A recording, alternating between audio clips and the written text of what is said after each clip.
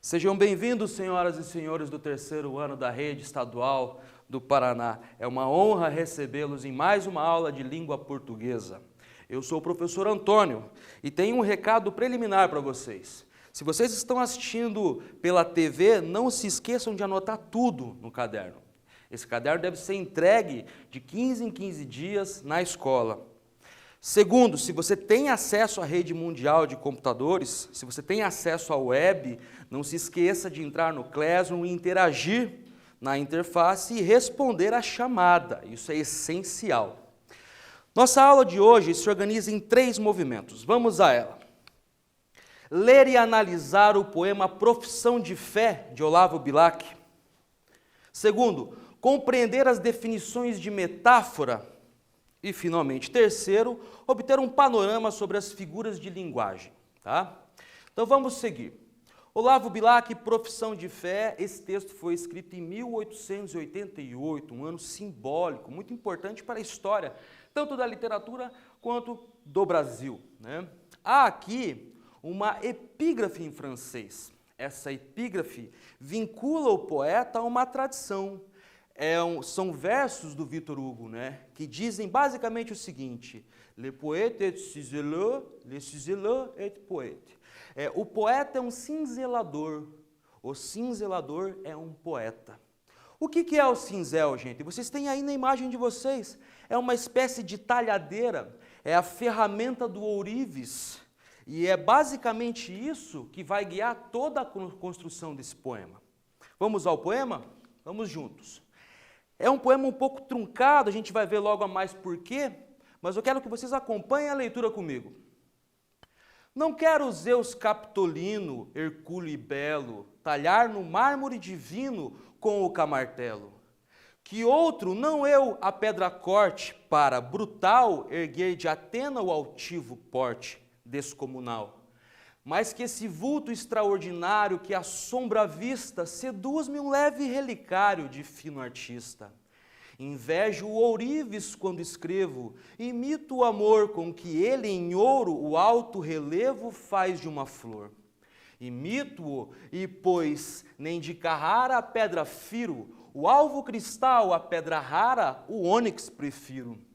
Por isso corre, por servir-me sobre o papel, a pena como em prata firme corre o cinzel. Corre, desenha, enfeita a imagem, a ideia veste, cinge-lhe ao corpo a ampla roupagem azul celeste. Torce, aprimora, alteia, lima a frase e, enfim, no verso de ouro engasta a rima como um rubim. Quero que a estrofe cristalina dobrada ao jeito do ourives saia da oficina sem nenhum defeito. E quero o lavor do verso acaso, por tão sutil, possa o lavor lembrar de um vaso de becerril. E ora sem conto passo, mudo, a olhar atento, a trabalhar longe de tudo o pensamento. Porque o escrever tanta perícia, tanta requer, que ofício tal nem a notícia de outro qualquer. Assim procedo, minha pena segue esta norma, por te servir, deusa serena, serena forma. Deusa, a onda vil que se avoluma de um torvo mar, deixa crescer e o lodo e a espuma deixa rolar. Blasfemo em grita surdo e horrendo ímpeto, o bando venha dos bárbaros crescendo, vociferando. Deixo-o que venha e o bando passe, bando feroz, não se te mude a cor da face e o tom de voz. Olha-o somente, armada e pronta, radiante e bela, e ao braço o escudo a raiva afronta dessa procela. Este que à frente vem e o todo possui minaz, de um vândalo ou de um visigodo, cruel e audaz. Este que, de entre os mais, o vulto ferrenho alteia e em jato espelhe o amargo insulto que te enlameia. É em vão que as forças cansa e a luta se atira, é em vão que brande no ar a maçã bruta, a bruta mão. Não morrerás, deusa sublime do trono egrégio, assistirás intacta ao crime do sacrilégio, e se morreres porventura, possa eu morrer contigo, e a mesma noite escura nos envolver.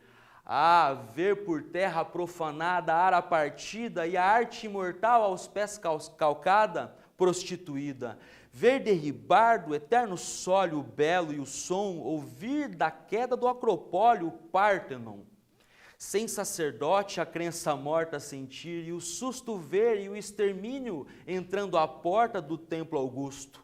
Ver esta língua que cultivo, sem europeus, mirrada ao hálito nocivo dos infiéis. Não, morra tudo que me é caro, fique eu sozinho, que não encontre um só amparo em meu caminho. Que a minha dor nem a um amigo inspire dó, mas que eu fique só contigo, contigo só. Vive, que eu viverei servindo o teu culto, e obscuro tuas custódias esculpindo no ouro mais bruto. Celebrai o teu ofício no altar, porém, se ainda é pequeno sacrifício, morra eu também. Caia eu também sem esperança, porém tranquilo, ainda ao cair, vibrando a lança em prol do estilo. Difícil esse texto, né? Longo para um poema. É um texto exigente, como todo texto literário, ele exige releitura. Então a gente vai relê-lo várias vezes ao longo da nossa aula. E o que você achou desse texto? Vamos juntos aqui, reflita sobre a poesia lida. Há um recorte pequeno aqui de uma estrofe, um bloco de versos. Invejo o ourives quando escrevo, e imito o amor com que ele em ouro alto relevo faz de uma flor. E o enunciado da questão é o seguinte: a partir da sua leitura dos versos em destaque, responda qual a relação possível entre o poeta e o ourives. Explique. Bom, eu vou dar um tempinho para que vocês possam digerir esse texto, não é um texto fácil, mesmo para a época, ele usa palavras raras, né? Já é um texto que soa um pouco antiquado, então releia o texto e responda essas questões que eu já volto.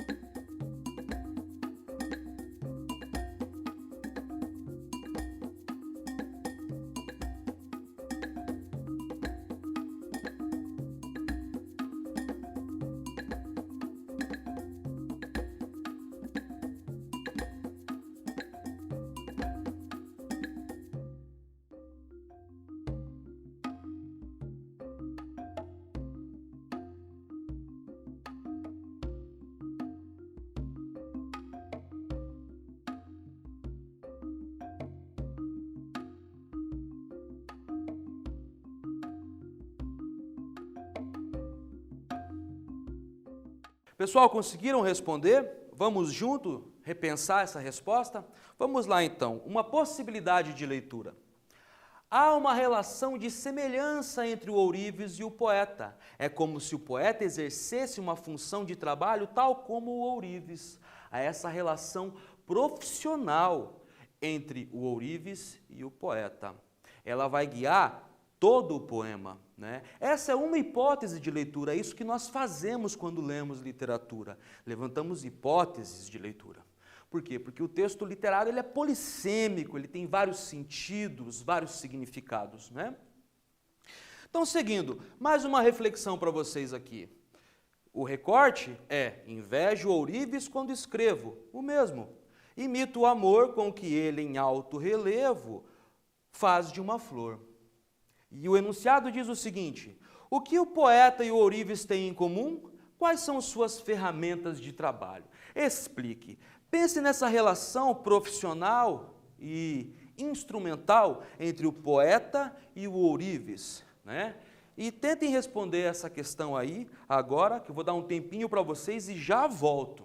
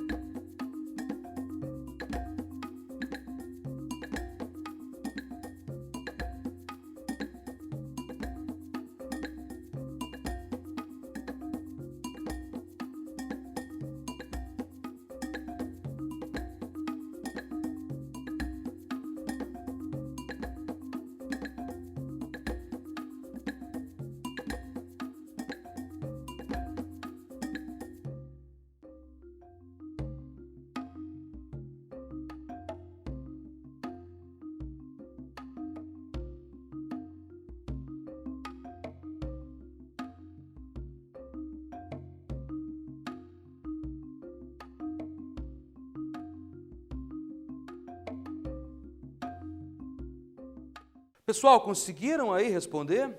Vamos junto pensar uma outra hipótese de resposta? Vamos lá então. O ourives é o artesão que cria sua arte entalhando o metal. O poeta, por sua vez, é o artesão que faz sua arte entalhando a língua. Um usa a caneta, o outro o cinzel, aquela espécie de talhadeira que eu falei para vocês, né? A partir desse texto, a gente pode começar a pensar o contexto, sempre, né? Quais são as circunstâncias em que esse poeta está escrevendo? Estamos falando do final do século XIX, estamos falando de uma escola chamada Parnasianismo, né? Bom, essa escola estética e literária teve muito sucesso no Brasil, de imediato. Embora ela se vincule a uma tradição francesa, a bem da verdade, o parnasianismo fora do Brasil não teve tanta projeção. Aqui, sim, ele foi um sucesso, inclusive editorial, né? E quais são as características, a partir do texto, dessa escola, dessa tendência estética? Vamos lá. Eu recortei aqui novamente para vocês um fragmento do poema. Por que o escrever tanta perícia, tanta requer, que ofício tal nem a notícia de outro qualquer? Vejamos, há aqui um apuro formal, uma regularidade. Percebem como o poema se realiza regular do ponto de vista sonoro? A dimensão acústica da língua aqui empregada é muito regular. É o que a gente chama de metro. Ele é muito previsível. Há um equilíbrio racional e objetivo da linguagem. Essa é uma das principais características dessa escola, né?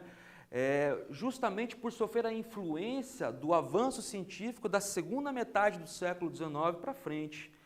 Está acontecendo na Europa e no mundo o que a gente chama de positivismo. E isso, por incrível que pareça, se desdobra inclusive nas artes, no nosso caso aqui, na literatura. Por fim, a concepção de que escrever é trabalhar, e talvez seja essa a principal contribuição da escola e deste poeta para o que a gente ainda entende por literatura, certo? O poeta, o escritor, não é apenas um sujeito inspirado que escreve num derramamento verbal, mas ele é um trabalhador. Ele se debruça de modo racional sobre a língua e cria os seus versos ou a sua prosa, né? Aqui entramos no segundo momento da aula. A gente vai, a partir de uma comparação, tentar entender o que é metáfora. Pois bem, um dos primeiros pensadores a se debruçar sobre essa questão foi Aristóteles, num livro chamado A Poética, um livro fundador do Ocidente. Ele define a metáfora da seguinte forma: a metáfora consiste no transportar para uma coisa um nome que pertence a outra. Notem que há um movimento, isso é muito importante. Vamos tentar refinar ainda essa concepção.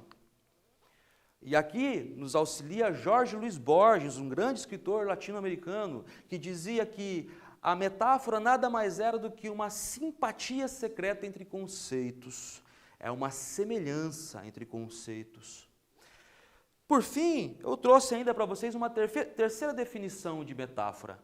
A metáfora é, pois, uma comparação implícita, isto é, sem o conectivo comparativo como. Essa é a mais didática, não dá conta de tudo, mas nos auxilia aqui para os nossos propósitos.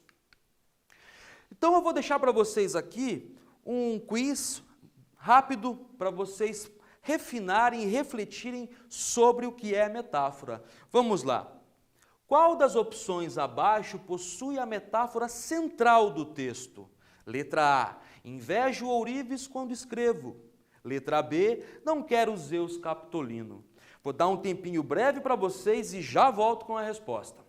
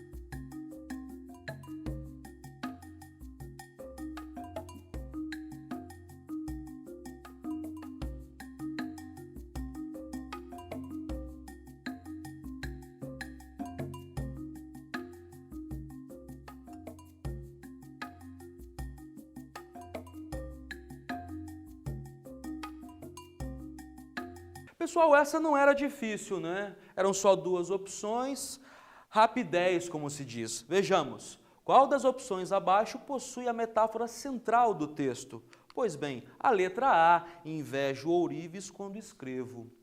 Ok até aqui? Então vamos lá. A metáfora não é uma exclusividade dos poetas e dos escritores. Nós usamos a metáfora o tempo todo. Eu costumo dizer em sala que se o verbo é o coração da língua, a metáfora é o seu cérebro. E isso também é uma metáfora, né? Então, um exemplo do cotidiano aqui para vocês. Um exemplo qualquer, podia ser outro, mas a frase é: esse moço é um gato. Podia ser também moça, não é? Observem que esses dois círculos representam o que a gente chama de campo semântico das palavras gato e moço. Há uma intersecção, há uma relação entre essas palavras. E é justamente nessa relação, nessa intersecção que se encontra a metáfora. Então, compreenderam até aqui que a metáfora, essa comparação conotativa, ela sai da linguagem usada em sentido literal e passa a ser no seu sentido conotativo, mais abstrato, figurado. Vamos então responder mais uma questão rapidamente. Assinale a opção que contém uma metáfora. Letra A. Torce, aprimora, alteia, lima a frase. Letra B. Que ofício tal, nem há notícia. Letra C. Fique eu sozinho. Letra D. Assim procedo. Mais uma vez, 1 minuto para vocês responderem rapidamente essa questão e nós já voltamos aí com o gabarito.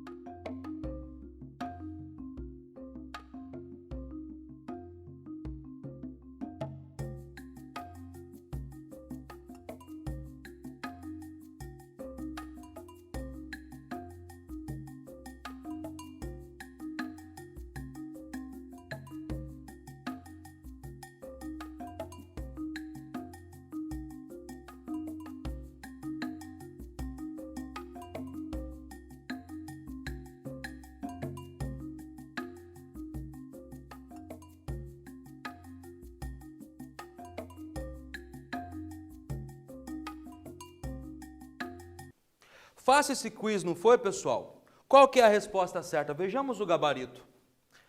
Assinale a opção que contém a metáfora. A resposta correta é a letra A. Torce, aprimora, alteia, lima a frase. A bem da verdade, nós não torcemos, aprimoramos, levantamos, altear, né? Levantar ou limamos a frase. Nós a escrevemos ou a falamos, né? Isso aqui é uma metáfora. Novamente, articulada entre o ourives e o poeta. Sigamos então aqui agora para verificar outras figuras de linguagem presentes nesse texto, né? Esse texto é muito rico, muito rico. Então vejamos, invejo ourives quando escrevo. Quem invejo? Eu. O eu não aparece aqui. Eu fiz a elisão desse eu, o apagamento desse eu. É o que a gente chama de elipse. Há ainda a presença constante de rimas, não é mesmo? Imito o amor, que rima com flor, por exemplo. Há ainda a aliteração, essa figura de linguagem que se realiza na repetição de fonemas consonantais. Observem aqui em destaque. Por isso corre por servir-me sobre o papel a pena, como em prata firme corre o cinzel. Percebam aqui, em destaque, em vermelho, as consoantes P, C, que marcam um ritmo, uma melodia no texto. Há ainda o hipérbato. Lembra que eu falei no começo da aula que esse texto era um pouco truncado? O que é o hipérbato? A gente também chama de inversão. A ordem sintática dos termos em língua portuguesa, pelo menos na sua forma canônica, é sujeito, verbo com complemento, compondo o predicado. Esse texto inteiro inverte essa ordem. Isso é o que nós chamamos de hipérbato, né? Esse jogo plástico entre os termos de uma oração. E, finalmente, a comparação aqui se realiza com o conectivo como, né? A pena como em prata firme corre o cinzel. Veja que é sutil a diferença entre comparação e metáfora, não é mesmo? Pois bem, agora entramos finalmente no último momento de nossa aula. O que são figuras de linguagem? Vejamos uma das definições possíveis. São artifícios utilizados para tornar as mensagens mais expressivas. Escritores, poetas e compositores se valem desse recurso estilístico em suas obras, mas elas também são empregadas no nosso cotidiano, às vezes com tanta naturalidade que nem percebemos. Então, o que você acha que são as figuras de linguagem? Elas aparecem só na poesia? Eu acho que não. Mas voltemos ao texto. Assim procedo, minha pena segue esta norma, por te servir, deusa serena, serena forma. O enunciado diz, este fragmento reitera a relação anterior entre o poeta e o ourives, e se encerra com uma metáfora tipicamente parnasiana. Que metáfora é essa? Qual a relação aqui entre dois pares novamente? Qual é a comparação implícita? Qual é a aproximação, a semelhança nessa estrofe, nesse bloco de versos? Mais um tempo para vocês responderem essa questão e eu já volto com o gabarito.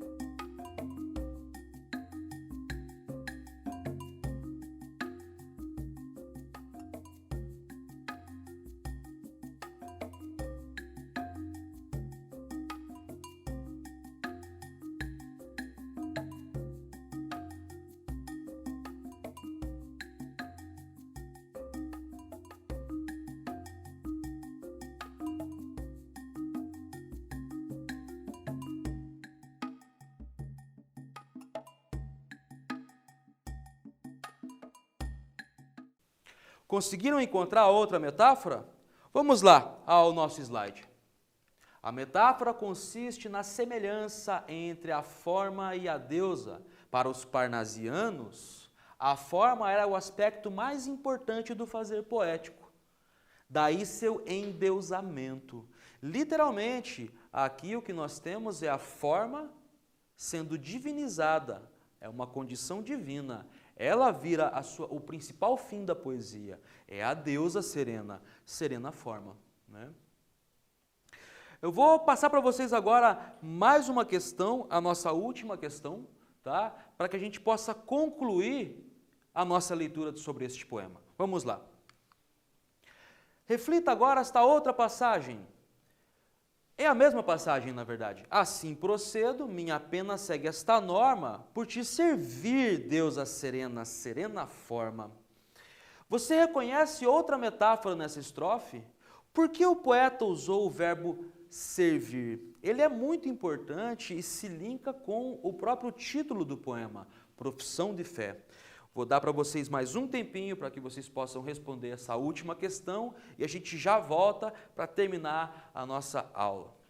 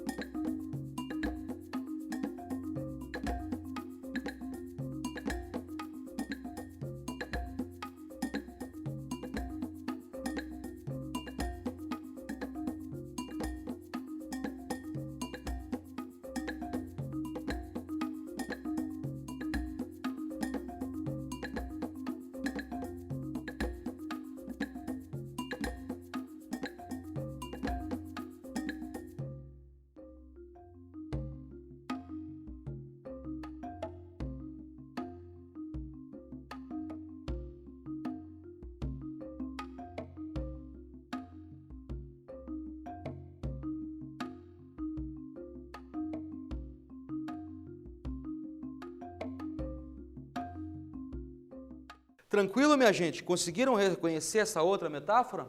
Vamos lá ver então uma hipótese de resposta. Outra metáfora é a da pena.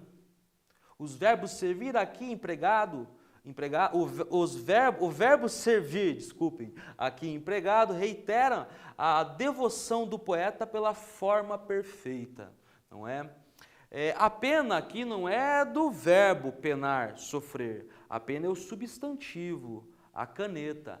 A bem da verdade, se escrevia com pena ainda no século XIX. Hoje essa metáfora se cristalizou, mas na época ela era mais uma comparação. Pois bem, vejamos o que vimos hoje.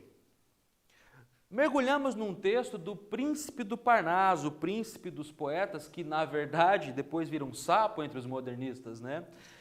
O poema Profissão de Fé, do Olavo Bilac, onde ele defende que a sua profissão de escritor requer uma devoção, a devoção à forma. A partir do texto, nós retiramos algumas metáforas para compreender esse dispositivo retórico, esse mecanismo estético. O que é uma metáfora? E vimos que ela é uma comparação conotativa. É o movimento que se dá na língua entre o sentido figurado e o sentido literal.